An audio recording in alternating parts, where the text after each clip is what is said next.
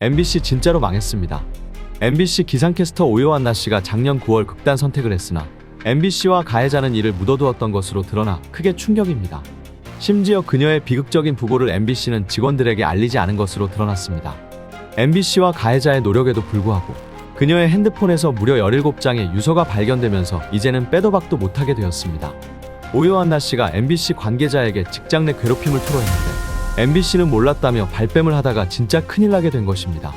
MBC는 다급하게 글을 올려 고인이 피해 사실을 알렸던 4명에 대해 알고 있으면 알려달라고 호소하고 있는 상황입니다. 심지어 MBC는 이 상황에 무슨 기회라도 잡은 듯이 MBC 흔들기를 하는 준동에는 참지 않을 것이다 라고 으름장을 놓고 있는데 이러한 입장문에 사람들은 어이없다는 반응이 대부분입니다.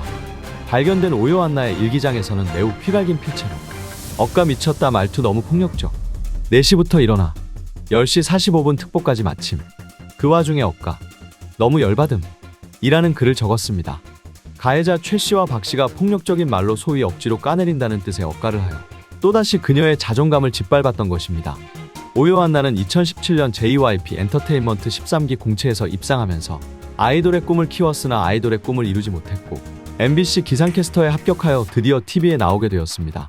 그녀는 예술대 졸업, 미스 춘향 입상, 아이돌 연습생 출신이라는 기상캐스터로서는 특이한 이력을 가지고 MBC에 입사하며 많은 관심과 사랑을 받았습니다.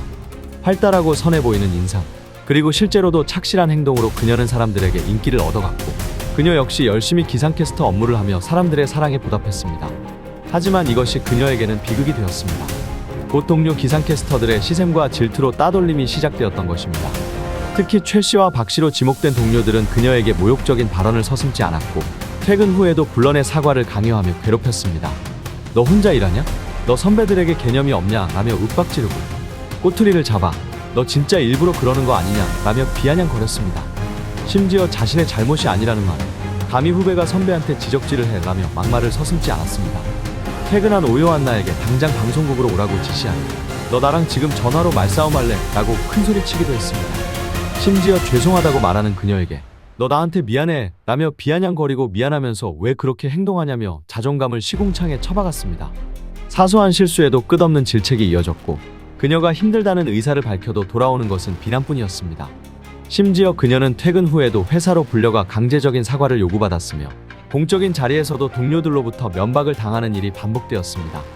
게다가 가해자들은 자신의 잘못을 오요한나에게 덮어씌우고 모르쇠로 일관하기도 했습니다. 이러한 괴롭힘 속에서 오 기상캐스터는 점점 더 정신적으로 고립되었고 힘들어하는 마음을 일기에 기록하며 고통을 호소했습니다. 하지만 이게 끝이 아니었습니다. 오요한나의 착실함과 인기를 눈여겨본 유재석이 자신의 프로그램 유퀴즈에 그녀를 섭외했던 것입니다. 그녀를 괴롭혔던 가해자들은 너가 나가서 잘하겠나?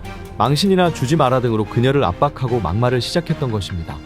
오요한나는 특유의 밝고 선한 모습으로 유퀴즈에 출연하여 많은 사람들에게 사랑을 받았습니다. 유재석 역시 그녀의 밝은 모습에 기뻐하며 잇몸을 드러내어 웃기도 했습니다. 하지만 가해자들과 동조자들은 이날 오요한나와 그녀의 동기 2사람만 빼놓고 카톡방을 만들고는 기본도 안 되어 있는 후배를 하나하나 상대하기가 너무 힘드니 이해해달라는 발언을 하기도 했습니다.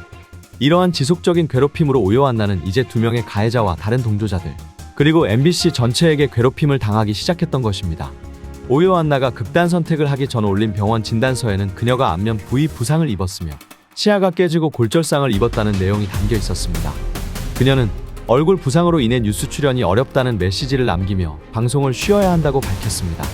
그러나 이 부상의 원인이 무엇이었는지, 왜 그녀가 그런 부상을 입었는지는 명확히 밝혀지지 않았습니다. 네티즌들은 직장 내 괴롭힘과 연관이 있는 것이 아니냐는 의혹을 제기하며 철저한 조사가 필요하다고 목소리를 높이고 있습니다.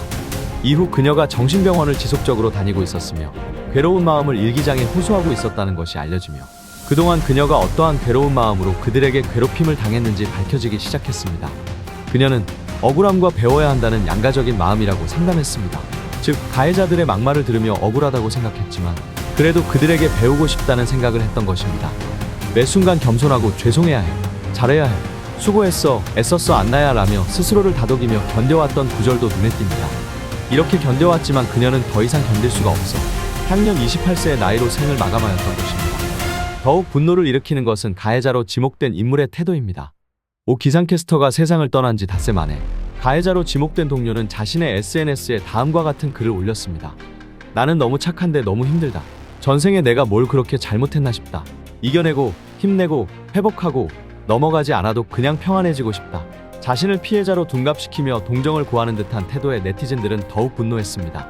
피해자가 세상을 떠난 상황에서 가해자가 나는 착한데 너무 힘들다며 동정을 유도하는 듯한 글을 올린 것은 마치 자신이 사건의 중심이 아니라는 듯한 태도로 보일 수밖에 없습니다.